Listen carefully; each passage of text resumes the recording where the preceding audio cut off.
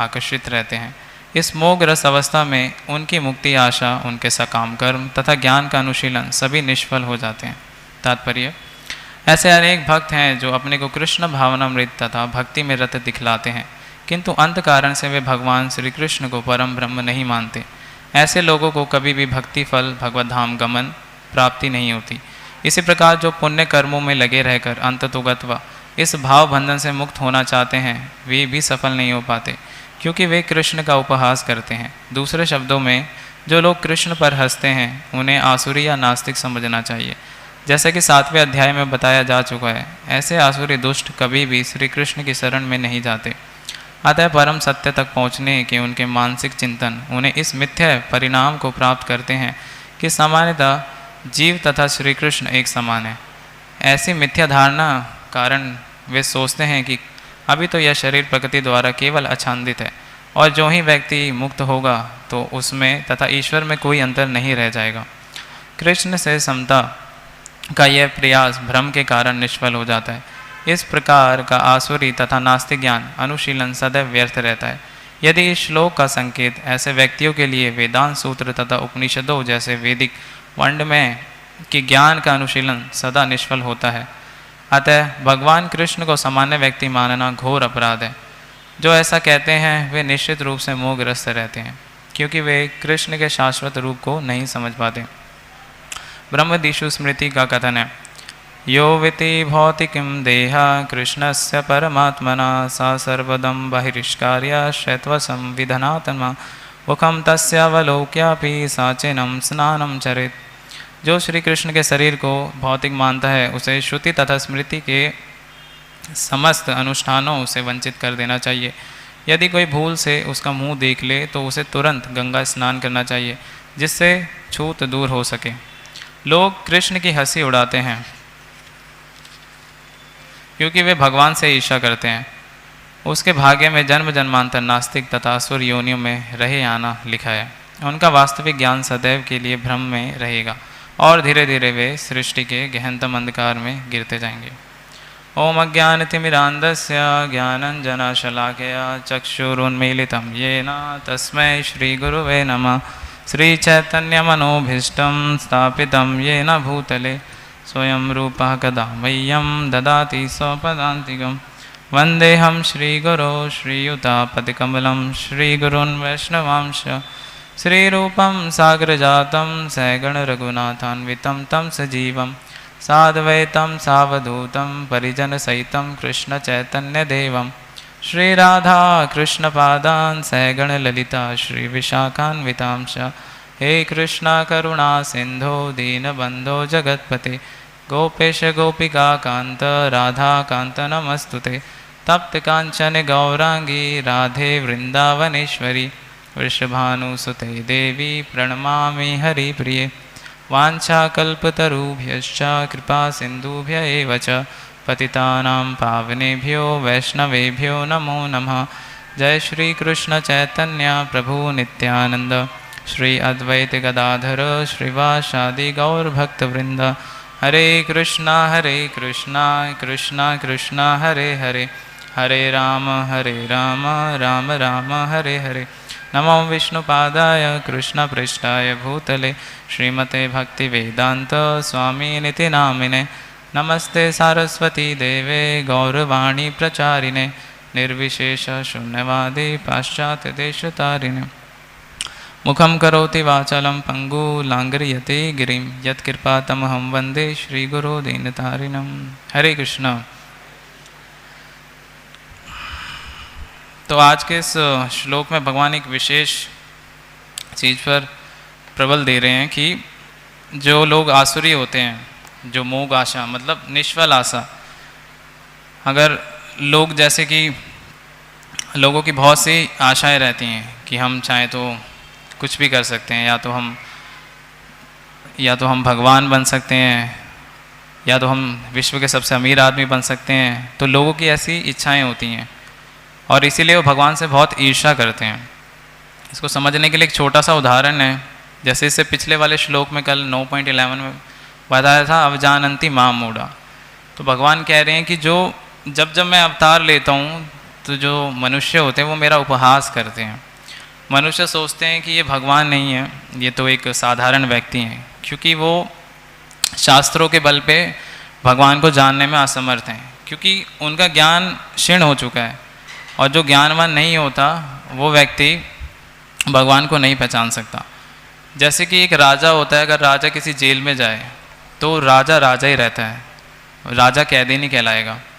इसी प्रकार भगवान है, भगवान जब इस संसार में आते हैं, श्री श्री राधा राधिका रमन कृष्ण बलराम गौर निताई जगन्नाथ बलदेव सुभद्रा महारानी की जय।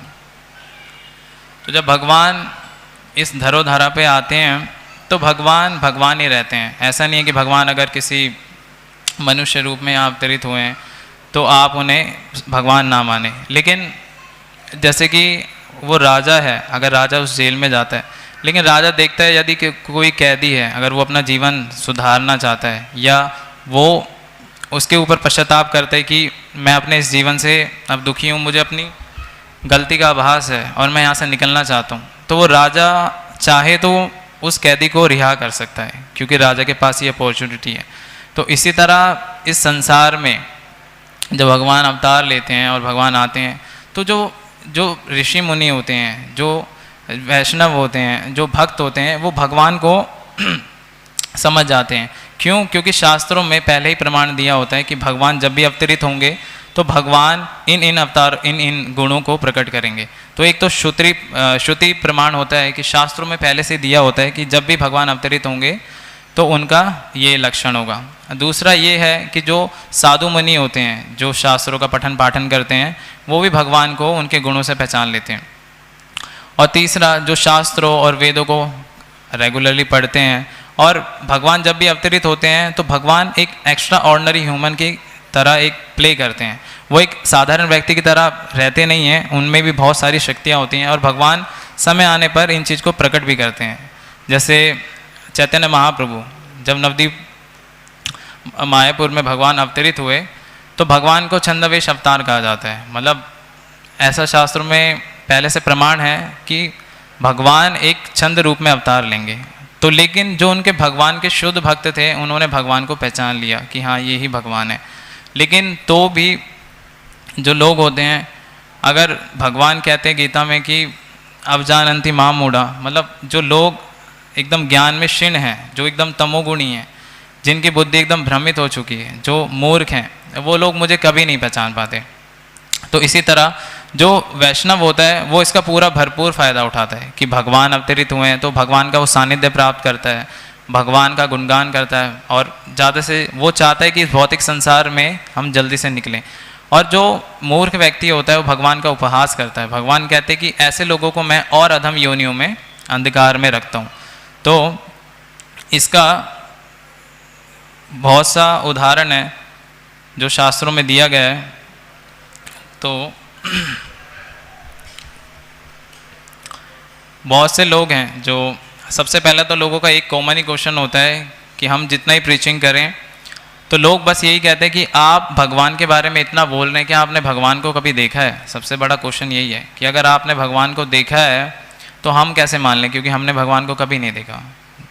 तो इसका कारण ये है कि भगवान गीता में भी बता रहे हैं कि जो भगवान के भक्त थे, अर्जुन जो कि भगवान के शुद्ध भक्त हुए, यहाँ तक कि जब भगवान एक यदुवंशी परिवार में एक आम व्यक्ति की तरह उन यदुवंशियों के बीच में रह रहे थे, लेकिन जो कुंती महारानी थी वो समझ चुकी थी कि ये साक्षात भगवान हैं। लेकिन जो पांडव थे, पांडव में जैसे अर्जुन भगवान के सखा, तो वो भगवान को कभी जान ही नहीं पाए कि ये मेरे मतलब भगवान है, ये पूर्ण पुरुषोत्तम भगवान है। वो उन्हें अपने सखा की तरह मानते थे, अपने मित्र की तरह मानते थे। तो उसमें तो भगवान ने जब महाभारत के युद्ध में अर्जुन ने जब भगवान को कहा कि आप मुझे अपना विराट रूप दिखाइए, तो ऐसा नहीं है कि भगवान ने उनको डायरेक्ट अपना रूप दिखाया। भगवान ने उनको पहले अपने दिव्य चक्षु प्रदान किए, जिसकी कारण से वो भगवान का विराट रूप देख पाए। तो इसी प्रकार जब भगवान का जो शुद्ध भक्त थे वो भी भगवान को डायरेक्ट नहीं देख पाए, उनके लिए भी भगवान को दिव्य चक्षु प्रदान करना पड़ा। तो इस भौतिक संसार में लोग कहते हैं कि हम भगवान को देखना चाहते हैं, तो ये कैसे पॉसिबल है कि आप भगवान को इन भौतिक नेत्रों से देख पाओगे? ये बिल्कुल असंभव है। जैसे कि एक व्यक्ति अंधेरे में खुद को भी नहीं देख पाता, अपने हाथ को भी नहीं देख पाता, बिना टेलीस्कोप के वो किसी प्लैनेट्स को भी नहीं देख पाता, या अगर कोई छोटी से छोटी चीज़ हो उसको मैग्नीफाइंग ग्लास की ज़रूरत होती है। तो जब वो अपनी नेत्रों से इन छोटी सी चीज़ों को नहीं देख पाता तो भगवान को कैसे देख पाएगा। लेकिन भगवान कहते हैं गीता में, ब्रह्म संहिता में ब्रह्मा जी स्तुति करते हैं कि भगवान को कैसे देखा जाता है। प्रेमांजन छुरित भक्ति विलोचनेना संता सदैव हृदयेषु विलोकयन्ति यम श्याम सुंदरम चिंत्य गुण स्वरूपम गोविंदमादि पुरुषम तम हम भजामि। तो ब्रह्मा जी कह रहे हैं कि भगवान आपके दर्शन उन लोगों को होते हैं जिनके नेत्रों में प्रेम का अंजन लगा रहता है। अंजन मीन्स काजल। तो जिनके प्रेम अंजन लगा रहता है वही आपको देख पाते हैं, जिनके हृदय में कोई ईर्ष्या नहीं रहती, जो भक्ति में अपने हृदय को पूर्ण रूप से शुद्ध कर लेते हैं, तो भगवान ऐसे लोगों को अपना रूप प्रकट करते हैं। तो दूसरा होता है जो मायावादी लोग हैं, वो भगवान को मानते बिल्कुल भी नहीं हैं, और उनका ये कहना है कि हम भी धीरे धीरे भगवान बनने वाले हैं। हम इस भौतिक शरीर में हैं और जैसे ही हम ये भौतिक शरीर छोड़ेंगे हम ब्रह्म में लीन हो जाएंगे, तो इसका मतलब हम भी भगवान हो जाएंगे। तो ये एक मायावादी सिद्धांत है। ऐसे मायावादी सिद्धांत लोगों का मतलब भगवान से पूरी तरह विश्वास उड़ जाता है, वो भगवान को कभी भी नहीं मानते जब तक वो भगवान, जैसे कि विष्णु फॉर्म में भगवान की चतुर्भुज होती हैं, तो ऐसे लोग ऐसी चीज़ों से अट्रैक्ट होते हैं। अगर भगवान चतुर्भुज रूप में आते हैं तो वो लोग भगवान को भगवान मानते हैं। अगर जब भगवान अपने मूल रूप कृष्ण रूप में आते हैं तो वो दो भुज में आते हैं रूपों में, तो उसको वो लोग भगवान नहीं मानते। तो उनका एक और सिद्धांत होता है कि जैसे वो लोग बताते हैं कि जब हम इस शरीर को छोड़ेंगे, तो क्योंकि ये शरीर एक माया है, उनका ऐसा मानना है कि शरीर एक माया है और इस शरीर में हम अपने इस माया के रूप में फंसे हुए हैं। जब शरीर छूटने पर हम इस माया के शरीर को छोड़ देंगे तो हम भगवान में लीन हो जाएंगे और भगवान। और एक उनकी एक फिलॉसफी है कि जैसे एक मटका है, तो मटके के अंदर भी एक आकाश है, और जब ये मटका फूट जाएगा तो जो मटके वाला आकाश है वो सारा आकाश में लीन हो जाएगा।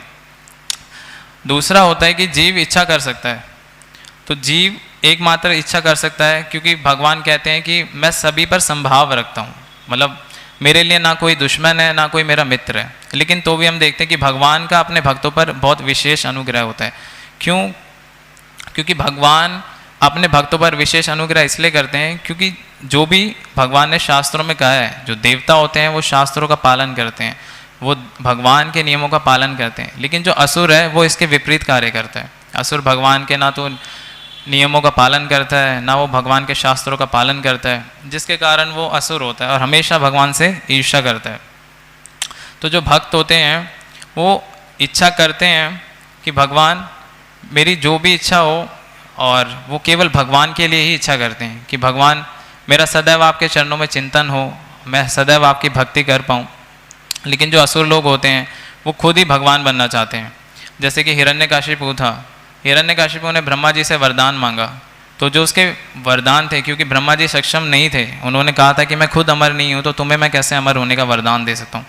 लेकिन जो हिरण्यकाशिपु की इच्छा थी वो भगवान बनने ही की थी कि मैं पूर्ण रूप से ऐसा हो जाऊँ कि कोई मुझे मार ना सके। ऐसे हम देखते हैं कि शिशुपाल है, शिशुपाल भगवान से ईर्ष्या करता था।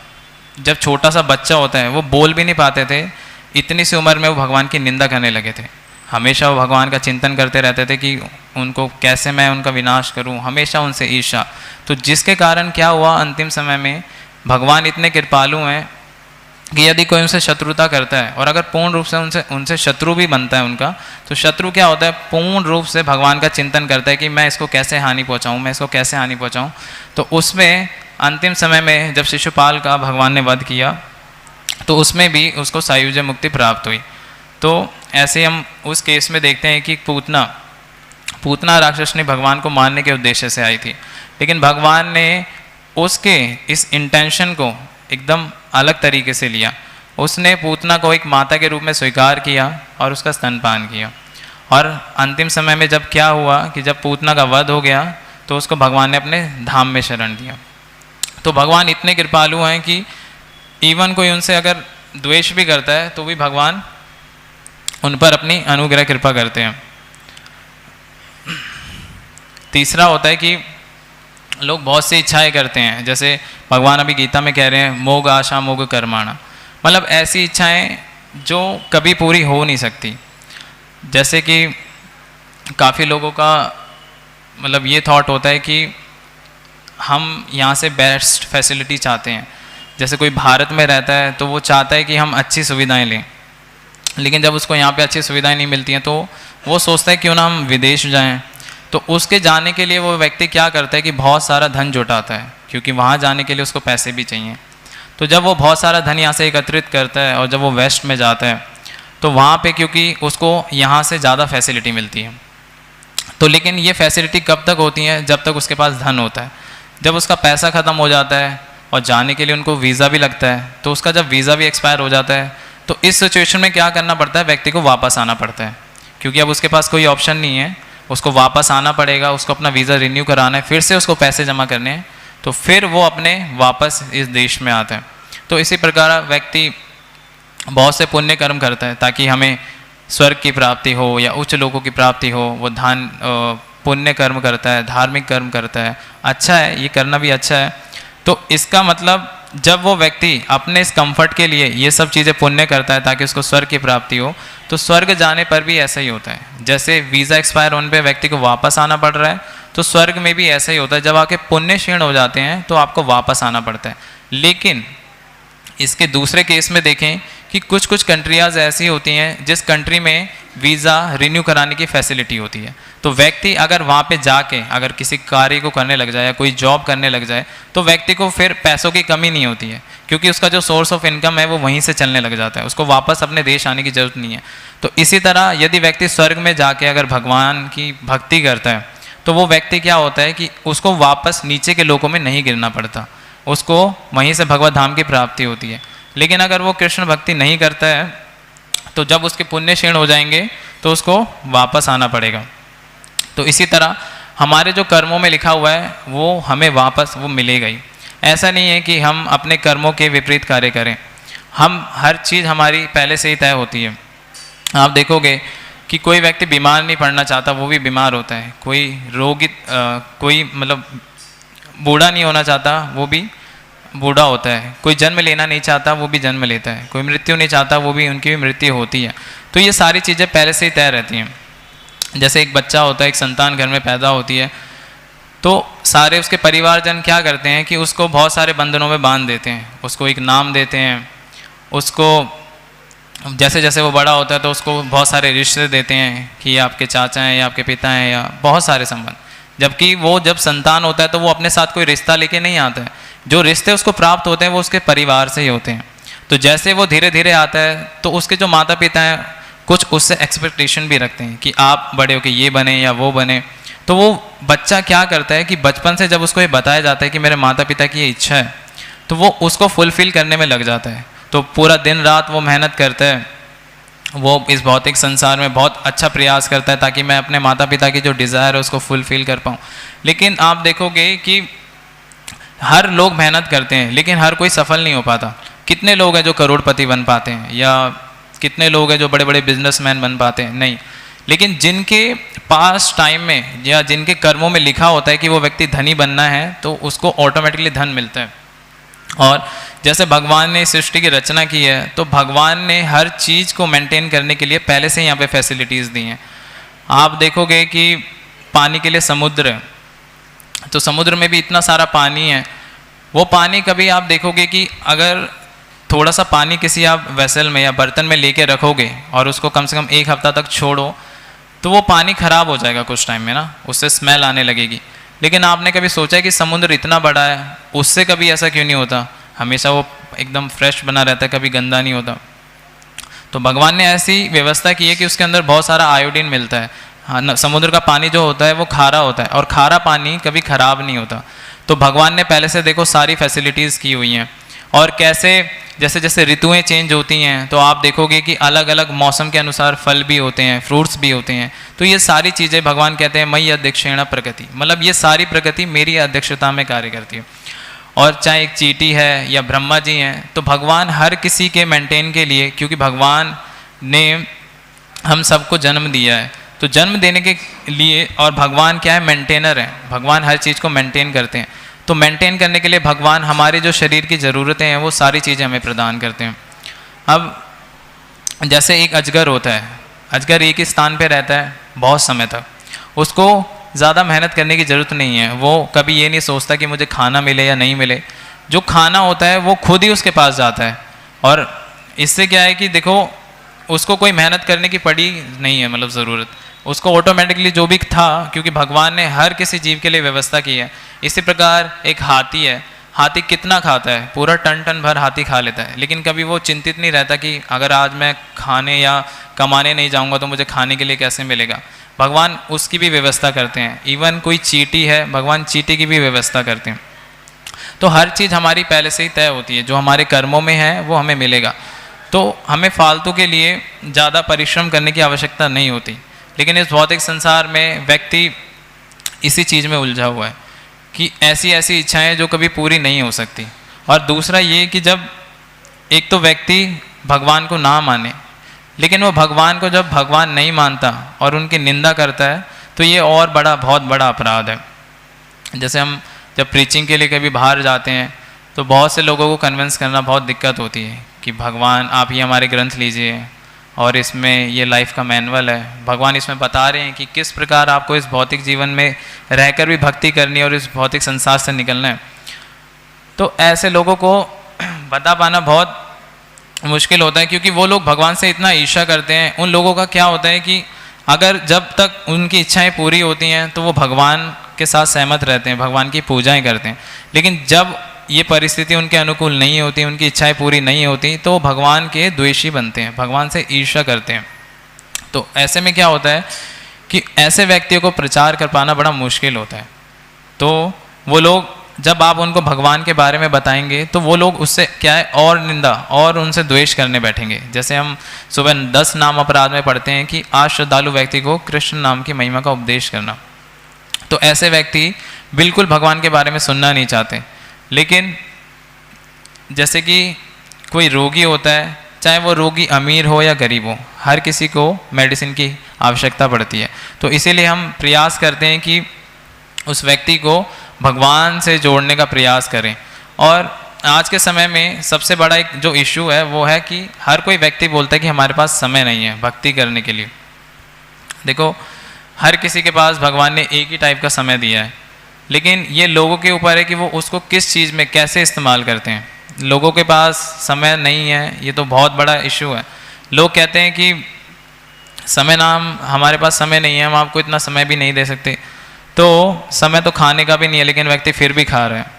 अंतिम समय में जब व्यक्ति शरीर छोड़ देता है तो उसके पास शरीर छोड़ने के भी समय नहीं है, लेकिन तो भी उसकी मृत्यु हो रही है ना। तो ये एक बहुत बड़ा इशू है कि व्यक्ति का आज के समय में हमें समय ले पाना, उसके 10-15 मिनट भी ले पाना बड़ा कठिन है। लेकिन मैं बस ये कहना चाहूँगा कि जैसे कि इस भौतिक जगत में निकलने का एकमात्र भगवान का नाम ही है, इसलिए भगवान स्वयं अवतरित हुए इस कलयुग में और भगवान ने हरि नाम का कीर्तन दिया। भगवान ने इतनी सरल विधि दी, क्योंकि इस कलयुग में, जो सतयुग में, जो द्वापर युग में, जो त्रेता युग में जो बड़े बड़े यज्ञ, भगवान को बहुत सारे भेंट उपहार, जो ध्यान लगा के जो विधि, जो उसका फल मिलता था, वो इस कलयुग में केवल हरि कृष्ण महामंत्र से मिल सकता है। और भगवान ने कहा है कि इसके अलावा और कोई उपचार नहीं है आपका। और ये चीज़ यदि हम इसको पूरे भक्ति भाव से, पूरे नियम से, पूरी दृढ़ता से इसका पालन करें तो हम भी इस भौतिक संसार से निकल सकते हैं। और मनुष्य जीवन का लक्ष्य ही यही है। यदि आप मनुष्य जीवन जो कि भगवान की भक्ति करने के लिए मिला है, जो कि इस भौतिक संसार से निकलने के लिए मिला है, यदि आप इस जीवन को उस कार्य में ना लगा के बाकी सभी भौतिक कार्य में लगाओगे तो आपका मनुष्य जीवन व्यर्थ है। तो जितने भी लोग हैं, हम ये नहीं कहते कि आप इन सारी विधियों का पालन करो। केवल भगवान का एक नाम जपने में केवल कितना समय लगता है। यदि आप प्रयास करें, यदि कोई यहाँ पे नया व्यक्ति है तो भगवान का नाम यदि आप एक माला से भी शुरू करो तो उसमें आपको कितना ज़्यादा से ज़्यादा 10 या 15 मिनट लगेगा। क्या आप जीवन के अपने 10 या 15 मिनट भगवान के लिए नहीं दे सकते? तो जो व्यक्ति ऐसे सोचते हैं कि नहीं हम भगवान के लिए इतना समय भी नहीं देते, तो अगर कोई व्यक्ति 10-15 मिनट भी भगवान के लिए समय नहीं दे सकता, तो वो कैसे आशा कर सकता है कि भगवान उस पर कृपा करेंगे और भगवान उसे इस भौतिक जगत से निकलने में आशा करेंगे। जब आप किसी व्यक्ति से कोई हेल्प ही नहीं मांग रहे हो तो वो आपकी हेल्प नहीं करेगा। तो इसीलिए अगर कोई व्यक्ति अगर 10-15 मिनट के लिए भी एक हरि नाम माला करे या भगवान का नाम जपे नियमित रूप से, तो आप यकीन नहीं करेंगे कि एक समय ऐसा आएगा जब वो व्यक्ति जो कहता है कि मेरे लिए भगवान के पास समय नहीं है, वो व्यक्ति एक समय के लिए ऐसा आएगा कि वो पूरा जीवन भगवान के लिए देने के लिए तैयार हो जाएगा। और ये कोई माइथोलॉजी नहीं है, कि ये कहने वाली बात नहीं है कि ऐसी कोई चीज़ नहीं है। आप देखोगे कितने सारे लोग हैं, इवन प्रभुपाद जी के समय में जब प्रभुपाद जी प्रचार करने गए, प्रभुपाद जी ने जो प्रचार किया, आज आप देख सकते हो चारों ओर प्रभुपाद जी के जो शिष्य हैं वो पूर्ण रूप से प्रभुपाद जी के इस मिशन में सम्मिलित हो गए। पूरा जीवन उन्होंने प्रभुपाद जी की सेवा में लगाया। तो ये केवल कहने वाली बात नहीं है। वो केवल क्या कर रहे हैं, वो केवल भक्ति के बल पर ही अभी तक इस चीज़ को कंटिन्यू कर पा रहे हैं, है ना। तो इसीलिए यदि कोई ध्यानपूर्वक नियमपूर्वक भगवान के हरि कृष्ण महामंत्र का जप करे या भगवान के विधि विधानों का पालन करे, तो उसके लिए इस भौतिक संसार से निकलना बड़ा आसान है। तो मेरा एक आप लोगों से क्वेश्चन है कि अगर आपको भगवान बनने दिया जाए तो कौन भगवान बनना चाहता है? आप में से कोई भगवान बनना चाहता है? क्यों नहीं बनना चाहता, इसका आंसर दो। ये तो कोई आंसर नहीं है, कोई अगर देना चाहे।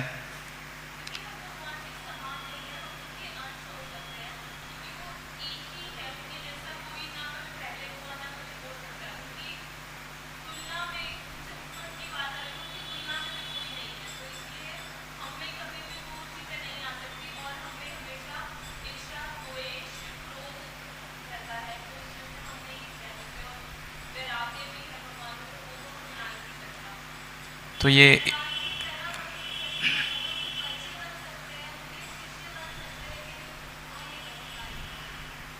तो भगवान में क्या इच्छा द्वेष ये नहीं है, भगवान में भी तो है। भगवान भी इच्छा करते हैं। भगवान की इच्छा होती है कि मैं अपने भक्तों के साथ खेलूं। जैसे माता यशोदा के लिए भगवान आए, उनके बच्चे बनना उन्होंने स्वीकार किया, तो भगवान की भी इच्छाएं हैं। और रही बात अंश की, तो भगवान के तो अंश हम है ही। लेकिन इसका जो एक मेन जो इसका आंसर है वो यही है कि जो भगवान का भक्त होता है वो कभी भगवान बनना नहीं चाहता, क्योंकि उसका जो आनंद होता है ना वो भगवान की सेवा करने में है। वो भगवान का दास बनना चाहता है। जैसे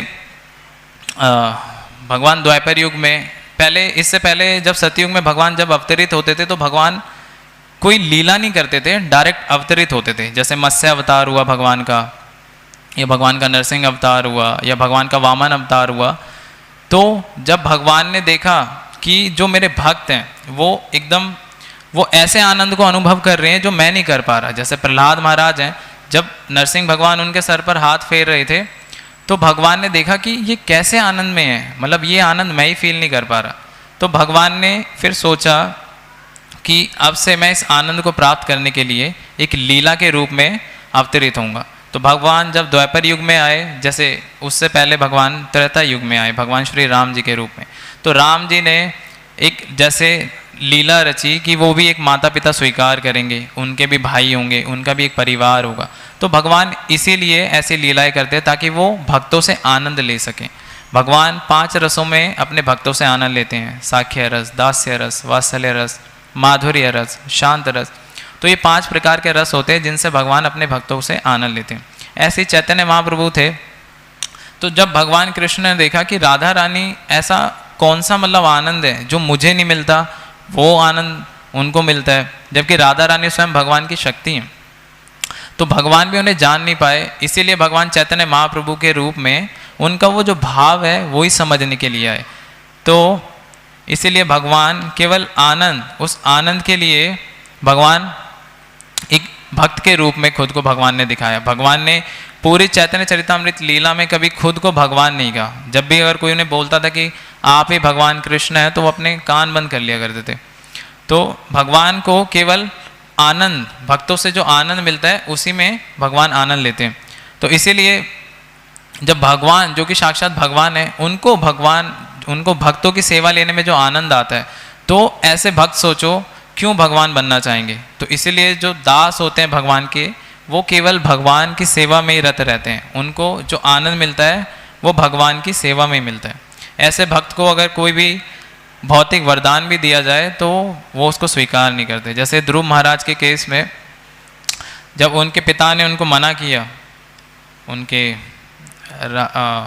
पिता ने उनको सिंहासन पर बैठने से मना किया, गोद में लेने से मना कर दिया, तो वो छोटे से बालक थे, तो उनमें इतनी ईर्ष्या हुई कि उन्होंने तय कर लिया कि अब मुझे अपने पिता से, यहाँ तक कि अपने जो मेरे परदादा हैं ब्रह्मा जी, उनसे भी बड़ा राज्य मुझे चाहिए। तो उसमें क्या है कि एक छोटा बच्चा होता है, छोटा बच्चा बहुत जिद करता है। जब उस छोटे बच्चे को अगर कुछ चाहिए तो आपको उसको देना ही पड़ेगा। छोटे बच्चों की आदत है कि उसे जिद करना है तो आपको वो देना ही पड़ेगा। तो ऐसे प्रहलाद महाराज थे, क्योंकि वो क्षत्रिय थे, तो क्षत्रिय का एक कार्य होता है कि अगर वो किसी चीज़ को ठान ले तो उसे करना ही है। तो जब ऐसा हुआ तो उन्होंने क्या सोचा कि अब मुझे अपने पिताजी से भी बड़ा राज्य चाहिए, और 6 महीने में केवल तपस्या करके भगवान को प्राप्त किया। जब भगवान उनके समक्ष प्रकट हुए तो वो भगवान की स्तुति करने में भी असमर्थ थे, क्योंकि छोटे 6 महीने के बालक क्या भगवान की स्तुति करेंगे। लेकिन भगवान ने जैसे ही अपना कौंशल, उनका अपना शंख उनके सर पर टच किया तो वो भगवान की स्तुति कर रहे हैं। और भगवान ने, क्योंकि भगवान जानते थे कि इनकी भक्ति एक भौतिक इच्छा के कारण शुरू हुई, क्योंकि प्रहलाद ध्रुव महाराज चाहते थे कि मैं एक बड़ा राज्य प्राप्त करूं, तो भगवान ने उनको कहा कि तुम मेरे भक्त भी कहलाओगे और तुम सदा मेरा स्मरण भी करोगे, और जब इस शरीर को छोड़ के तुम मेरे धाम भी वापस आओगे। उसके साथ साथ भगवान ने उनको जो उनकी इच्छा थी वो भी पूरी की, क्योंकि भगवान जानते हैं कि किस भक्त की भौतिक इच्छाएं पूरी करनी है। आप देखोगे भगवान कृष्ण के जो भक्त होते हैं वो हमेशा यही बोलते हैं कि देवी देवताओं की पूजा करने से हमें बहुत कुछ मिल जाता है, लेकिन भगवान कृष्ण की हम पूजा करते हैं तो हमें कुछ भी प्राप्त नहीं होता। हम ऊपर से जो हमारे पास होता है वो भी हमारे पास से चला जाता है, क्योंकि भगवान ऐसा इसलिए करते हैं कि जब तक भौतिक इच्छाएं हमारी होंगी तो हम भगवान का पूर्ण रूप से स्मरण नहीं कर पाएंगे, क्योंकि ये भौतिक अटैचमेंट ही होते हैं जो भगवान से हमें दूर रखे हुए हैं, है ना। तो इसलिए भगवान हम पे अनुग्रह, हम पे कृपा करते हैं कि ये भौतिक चीज़ें भगवान हमसे दूर करते हैं। इससे क्या होता है कि जब व्यक्ति दुखी होता है, जब व्यक्ति दुखी होने पर ना स्वाभाविक है कि वो भगवान को याद करता है कि भगवान मेरे साथ ऐसा क्यों हो रहा है। तो उसी परिस्थिति को लाने के लिए भगवान ऐसा करते हैं कि उसकी भौतिक जो भी संपत्ति है वो उसको छीन लेते हैं, ताकि वो पूर्ण रूप से भगवान के ऊपर आश्रित हो जाए।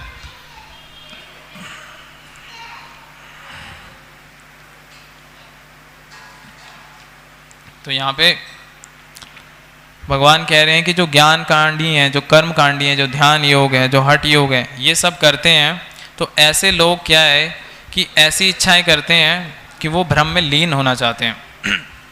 आप देखोगे कितने योगी होते हैं, तपस्वी होते हैं, चारों ओर से अपने वो आग लगा के बैठ के तपस्या करते हैं, या ठंडे पानी में खड़े होते हैं, या ध्यान लगाते हैं योगी कि मैं सांसों को कंट्रोल कर पाऊँगा। तो ऐसे लोग क्या करते हैं कि इवन शास्त्रों में भी बहुत जगह वर्णन है कि शौबरी मुनि थे, वो पानी के अंदर तपस्या कर रहे थे। उन्होंने इतनी तपस्या की, लेकिन जब उन्होंने देखा कि एक मछली रमन कर रहे हैं, एक मेल फीमेल, एक फीमेल तो रमन कर रहे हैं, तो उनको क्या है ना, उस चीज़ की इच्छा हुई कि मुझे भी शादी करनी है और मुझे भी इस इंद्रिय भोग को भोगना है। तो देखो, जो इतने समय से जो तपस्या कर रहे थे उनको भी इस चीज़ से, माया से प्रभावित होना पड़ा। तो अगर हम चाहें इस भौतिक संसार में, आप देखोगे अगर थोड़ा सा भी आप मेडिटेशन, आप ध्यान लगाने का प्रयास करो, आप ध्यान नहीं लगा पाओगे, थोड़े समय के लिए भी नहीं, आप 10-15 मिनट के लिए भी ध्यान नहीं लगा पाओगे। तो इस संसार में अगर आप कोई सोचो कि हम भी भगवान का ध्यान लगा के भगवान को प्राप्त करेंगे, तो ये असंभव है। इसीलिए उनका भी पतन हुआ। तो जो योगी होते हैं, जो साधु होते हैं, इनमें क्या है ना कि इनका पतन होने का कोई भी समय हो सकता है। ये लोग कभी भी अपने जो पाथ पे उससे डाइवर्ट हो सकते हैं, उससे फॉल डाउन हो सकते हैं। लेकिन भगवान गीता में कहते हैं कि जो मेरी भक्ति करता है, यदि वो अल्प मात्र भी मेरी भक्ति करता है तो वो कभी नीचे नहीं गिरता। ये हमारा एक इटर्नल अकाउंट है। अगर इसमें आप जितनी भक्ति करोगे तो वो क्या है, आपकी सेव होगी। वो कभी भी क्षय नहीं होगी। भगवान गीता में कहते हैं ना में भक्त्या प्रणश्यति, मतलब मेरे भक्त का जो कभी पतन नहीं होता। अगर इस जन्म में आप भक्ति कर रहे हो, किसी कारणवश अगर आपकी भक्ति छूट जाती है या आपका शरीर छूट जाता है, तो भगवान कहते हैं मैं उसे अगले जन्म में किसी उच्च कुल में, किसी ब्राह्मण कुल में, किसी वैष्णव कुल में जन्म देता हूँ ताकि वो अपनी भक्ति को कर सके। लेकिन भौतिकतावादी लोग हैं, अगर आप ध्यान योग, कर्म योग, ज्ञान कांड ये करते हो तो इसका आपको कोई भी फल नहीं मिलेगा। और जैसे आप देखोगे कि एक छोटा ये कोई मतलब छोटे छोटे योनियों में जो कीड़े होते हैं, इनका कोई जीवन नहीं होता है, कभी भी इनको मृत्यु की सामना करना ही पड़ता है। या एक डॉग हो गया या कुत्ते हो गए, कुत्तों का जीवन कैसा है कि उन्हें अपने खाने के लिए हर किसी के घर पे जाना पड़ता है, और ऐसा भी नहीं है कि उसको हर जगह से भोजन प्राप्त हो, उसे बहुत यातनाएं भी सहनी पड़ती हैं, कुछ लोग उनको मारते भी हैं, कुछ ये भी करते हैं। तो आप सोचो क्या आपको ऐसा जीवन चाहिए अगले जीवन में? नहीं ना। भगवान कहते हैं नेहा विक्रम नासो अस्ति प्रत्यवायु न विद्यते स्वल्प पापमस्य धर्मस्य त्राहिते महतो भय। मतलब अगर जो भक्ति करता है ये इतनी सरल है, इतनी सुगम है कि इस भक्ति करने पे आपका कोई भी लॉस नहीं है, आपका प्रॉफिट ही प्रॉफिट है। अगर कोई थोड़ी अल्प मात्रा भी भक्ति करता है तो उससे क्या है कि आप ऐसी अधम योनियों में जाने से बच जाते हो। तो अगर आप भगवान की थोड़ी भी भक्ति करते हो तो उससे क्या होगा, आप इस शरीर को छोड़ने के बाद भी आपकी जो भक्ति है वो क्षय नहीं होगी, वो आप अगले जन्म में प्राप्त करोगे। और अगर आपकी भक्ति से भगवान प्रसन्न होते हैं तो आप वहाँ से भगवत धाम भी वापस जा सकते हो। तो जैसे कि हमारे जो इस भारत में बहुत से शास्त्र हैं, बहुत से पुराण हैं, बहुत से वेद हैं, तो इसमें कन्फ्यूज़न ये होती है कि बहुत से लोग बोलते हैं कि आपके बहुत से देवी देवताएं हैं, इतने 33 करोड़ देवी देवताएं हैं, आपके बहुत से भगवान हैं, बहुत से शास्त्र हैं आपके। तो बहुत से शास्त्रों की बहुत सारी एक कारण है कि एक व्यक्ति की हम पसंद को देखें तो हर किसी व्यक्ति के पास अलग अलग डिज़ायर होती हैं। जैसे एक क्लास के अंदर बहुत सारे स्टूडेंट्स होते हैं, लेकिन हर एक स्टूडेंट्स का अलग अलग इंटरेस्ट होता है सब्जेक्ट्स के अकॉर्डिंग। किसी को मैथ पसंद है, किसी को बायोग्राफी, किसी को साइंस।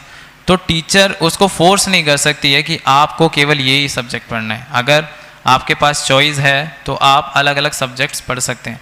तो इसी प्रकार ये पुराण दिए गए हैं हमें ना, बहुत से शास्त्र हैं, बहुत से पुराण हैं, ताकि लोग अपने मानसिक जो स्थिति है अपने अकॉर्डिंगली उन शास्त्रों को पढ़ पाएँ। लेकिन भगवान गीता में कहते हैं कि जितने भी शास्त्र हैं या पुराण हैं उनका जो फाइनल जो उनका लक्ष्य है वो है मुझे जानना, वेदाहम समतीतानि। तो भगवान कहते हैं कि जितने भी शास्त्र पुराण हैं उनका केवल एक कार्य है कि मुझे जानना।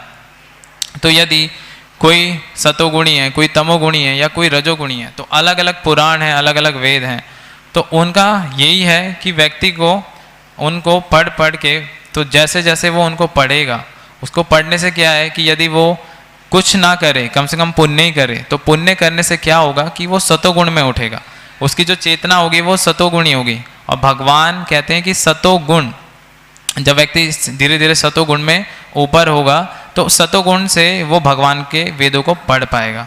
इसीलिए प्रभुपाद जी ने कहा कि सबसे पहले हमें एक मनुष्य बनना है ना, 4 नियम को पालन करके सबसे पहले आप एक मनुष्य के स्तर पे आओ, तब जाके आप कहीं इन वेदों और शास्त्रों को पढ़ पाओगे। तो जैसे जैसे आप शास्त्रों का पालन करोगे और आपकी जो बुद्धि है वो शुद्ध होगी, आपका जो हृदय शुद्ध होगा, तो फिर आप भक्ति कर पाओगे। और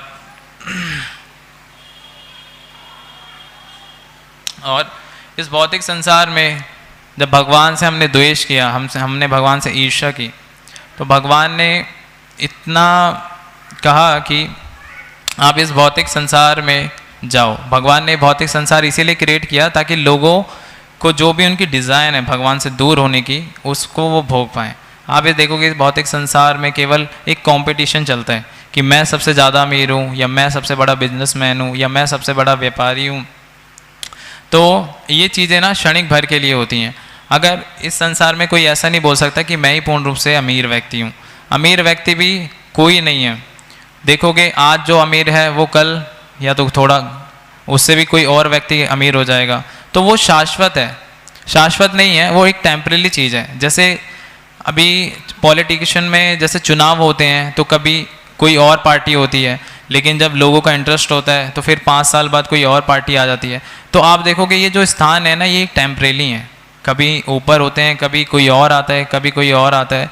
तो इसीलिए संसार में हर चीज़ एक टेम्परेरी है। और जीव क्या है, केवल इच्छाएं करता है कि मुझे इस व्यक्ति से ज़्यादा अमीर बनना है, मेरे पास इस व्यक्ति से अधिक धन हो। तो केवल आप देखोगे कि इंसान अपनी एक खाने का डिज़ायर होता है, लोग खाने के ऊपर कितना पैसा वेस्ट करते हैं। केवल वो लोग 50,000 रुपये, 1,00,000 रुपये या और भी इससे ज़्यादा इतनी महंगी महंगी वस्तुएं खाते हैं केवल इतने गले के टेस्ट के लिए। केवल वो टेस्ट कितना होता है, इस गले से नीचे तक का, नीचे जाने पे कोई टेस्ट नहीं है, केवल इस गले तक का टेस्ट है। लेकिन अपनी इंद्रियां तुष्ट करने के लिए वो इतने सारे धन का खर्च करते हैं।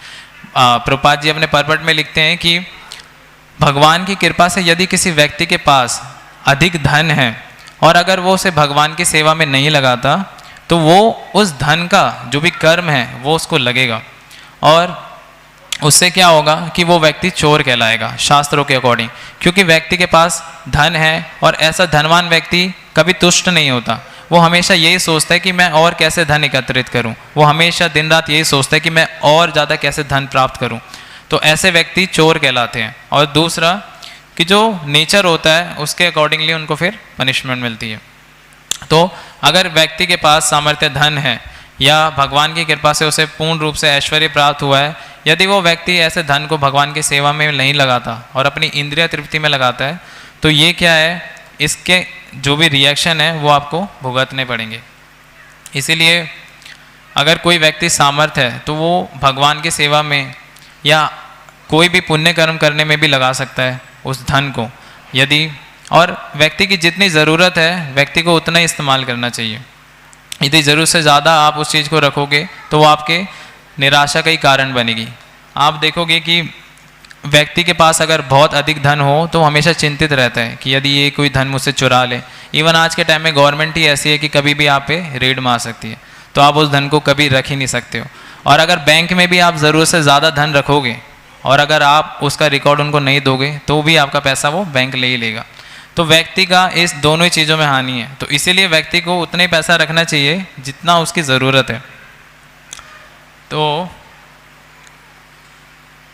थोड़े बहुत और पॉइंट्स बताना चाहता हूँ कि जैसे इस भौतिक संसार में मनुष्य इस हर चीज़ के लिए कैसे वो बचपन से प्लानिंग करता है कि ये चीज़ें मेरी हैं, या ये घर मेरा है, ये बच्चे मेरे हैं, पत्नी मेरी है। और इसमें क्या है कि एक चीज़ वो भूल जाता है कि वो इतनी सारी प्लानिंग तो करता है अपनी लाइफ को मेंटेन करने के लिए, लेकिन जो एक ट्रूथ है लाइफ का वो है मृत्यु। वो कभी उसकी प्लानिंग ही नहीं करता कि एक दिन ये भी मेरे पास आने वाली है और मृत्यु से तो कोई नहीं बच पाएगा। तो ऐसे व्यक्ति जब बचपन से और अपना जैसे वो पूरी जब अपनी उसकी आयु आती है तो ऐसे व्यक्ति क्या है, इस भौतिक संसार से अटैच हो चुका होता है कि ये कार, ये बंगला, ये गाड़ी, ये सब मेरी है। जब उसे पता चलता है कि मेरी मृत्यु भी आने वाली है तो ऐसा व्यक्ति क्या है, उस चीज़ को एक्सेप्ट नहीं करता, क्योंकि जीव शाश्वत है ना।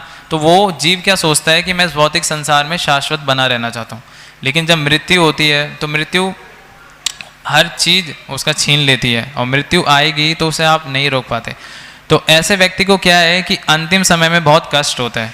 तो प्रभुपाद जी अपने एक परपट में बताते हैं कि एक भौतिकतावादी जब एक शरीर छोड़ता है और एक आध्यात्मिकवादी जो भगवान की सेवा में लगा हुआ है, तो इन दोनों में क्या अंतर होता है कि जब एक भौतिकतावादी व्यक्ति अंतिम समय में होता है तो वो केवल यही चिंतन करता है कि ये मेरा है, ये मेरा है, इसका क्या होगा, इसके बाद क्या होगा, या ये कैसे मतलब मैं इसको अपने साथ लूँ, या कैसे मैं अपनी लाइफ को और आगे बढ़ाऊँ। और दूसरी ओर जो एक भक्त होता है, भक्त जानता है क्योंकि वो शास्त्रों को पढ़ता है, उसे पता है कि जीवन शाश्वत है और मैं एक शरीर नहीं हूँ, मैं एक आत्मा हूँ। तो जब वो इस शरीर से डिटैच रहता है तो उसको उस चीज़ में इतना कष्ट नहीं होता, क्योंकि भक्त शुरू से भगवान की सेवा में रहता है और वो जानता है कि हर चीज़ के भोक्ता राम भगवान ही है और भगवान भोक्ता राम है। मैं जब किसी चीज़ का मतलब मैं भगवान का अंश हूँ तो उसे किसी चीज़ का शोक नहीं होता। प्रभुपाद जी कहते हैं यदि ऐसे भक्त शरीर छोड़ते हैं और अगर वो भगवान की शुद्ध भक्ति में सेवा करते हैं शुरू से उनका भगवान के चरणों में चिंतन रहा है, भगवान की भक्ति में चिंतन रहा है, तो ऐसे व्यक्ति क्या है अंतिम समय में भगवत धाम को प्राप्त करते हैं। तो जैसे ये भौतिक संसार, अगर आप कोई घर बनवाते हो तो घर बनवाने में क्या है कि आपको बहुत सारी लेबर हायर करनी पड़ती है। तो लेबर क्या है कि आपके लिए, जैसे एक ईंट होती है, ईंट को बनाने के लिए मिट्टी लगती है और एक पानी लगता है। तो जो सोर्स हैं वो भगवान के दिए हुए हैं, लेकिन उसको एक पर्टिकुलर डिज़ाइन देना वो एक जीव करता है। तो उसमें क्या होता है कि वो जीव भले ही उस चीज़ को एक शेप दे रहा है, और जो एक इंसान है वो पूरा घर बना रहा है, लेकिन वो ये क्लेम नहीं कर सकता कि ये घर मेरा है ना। वो क्लेम कोई नहीं कर सकता, वो क्लेम वही कर सकता है जो उस घर के लिए पैसा खर्च कर रहा है, उसका मालिक वही कह सकता है कि ये घर मेरा है। तो इसीलिए इस भौतिक संसार को बनाने वाले भगवान ही हैं, क्योंकि एक जीव इच्छा की डिज़ायर होती है कि मुझे भोगना है, और उन्हीं के लिए, उन्हीं को ये रियलाइज़ कराने के लिए भगवान ने इस भौतिक संसार की रचना की कि यदि आप मुझसे दूर होते हो और मेरी सेवा नहीं करते, यदि आप अपनी इच्छाओं को तुष्ट करना चाहते हो, तो आप कभी भी खुश नहीं रह पाओगे। तो इसीलिए इस भौतिक संसार को भगवान ने बनाया। लेकिन जीव क्या चाहता है कि मैं इस संसार का राजा हूँ, तो ये उसकी एक मोग आशा है। और मैं थोड़ा सा बता के बस ख़त्म करना चाहता हूँ कि आज जैसे पता होगा कि आज पुरुषोत्तम मास स्टार्ट हुआ है ना। तो बहुत से लोगों को नहीं पता होगा ये पुरुषोत्तम मास क्या है, तो इसके बहुत से बेनिफिट्स हैं, तो हमें जानना चाहिए। तो पुरुषोत्तम मास, इसमें बहुत से बेनिफिट ये हैं कि अगर जो पुरुषोत्तम मास में अगर कोई एक भी माला भगवान की जपता है तो उसका जो फल होगा वो 100,000 गुना ज़्यादा होगा। जैसे आप वृंदावन में जाते हो, वृंदावन में क्या बेनिफिट है, यदि आप भगवान की एक भी माला जपते हो तो उसको आपका 1000 गुना फल मिलेगा। दूसरा, यदि इस पूरे महीने में कोई ब्रह्म मुहूर्त में उठता है और उठने के बाद स्नान करता है तो उसको इसका 1000 गुना फल प्राप्त होगा। यदि इस मास में कोई अगर दान करता है अपनी क्षमता के अनुसार तो भी उसको 1000 गुना ज़्यादा फल प्राप्त होगा। तो यही कुछ पॉइंट हैं। तो ये बहुत अच्छा शुभ मास है और पुरुषोत्तम मास है। इसमें भगवान की हम ज़्यादा से ज़्यादा मर्सी ले सकते हैं, भक्तों का संग कर सकते हैं भगवान के विषय में। और जैसे कि पुरुषोत्तम मास में जो भगवद गीता का 15वां अध्याय है उसके विषय में पढ़ सकते हैं ज़्यादा से ज़्यादा। और हर दिन पूरे अगर पुरुषोत्तम मास में हम इसका पालन करते हैं तो इससे क्या है कि भगवान हमारी जो ये ऑस्टेरिटी है, इसकी तपस्या से भगवान बहुत प्रसन्न होंगे और जिससे हमारी भक्ति में भी वृद्धि होगी। तो मैं इसके साथ यहीं पे विराम देना चाहता हूँ। आप सबका बहुत बहुत धन्यवाद। जगत गुरु श्रील प्रभुपाद की